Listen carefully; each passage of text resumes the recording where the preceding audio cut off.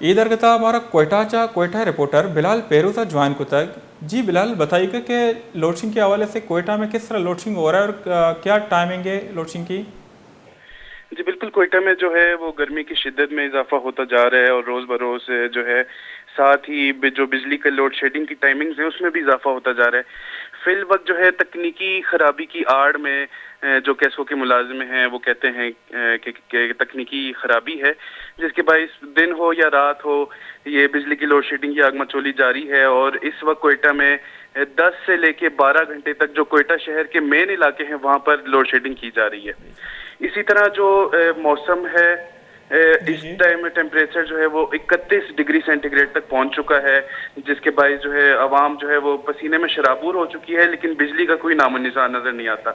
और अगर जी बिजली जी आ भी जाए तो उसके वोल्टेजेस इतने कम होते हैं कि पंखे वगैरह तो चल नहीं पाते। इसके साथ साथ जो दूसरी बरकी आलात हैं वो भी जलते जा रहे हैं। जी जी जी। आप बिलाल साहब बताइए कि क्या केसको या वाफड़ा की अहकाम की कोई मकसद मौके पे इस हवाले से सामने आया है।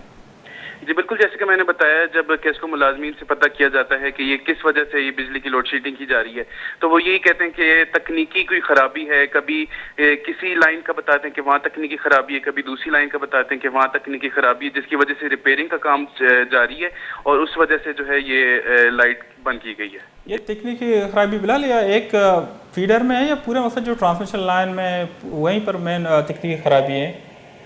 जी बिल्कुल, जो सारी मेन ट्रांसमिशन लाइंस हैं यहाँ पर कोयटा में ज़्यादा तो नहीं है, मतलब एक जॉइंट रोड फीडर है तो दूसरा सरियाब रोड फीडर है।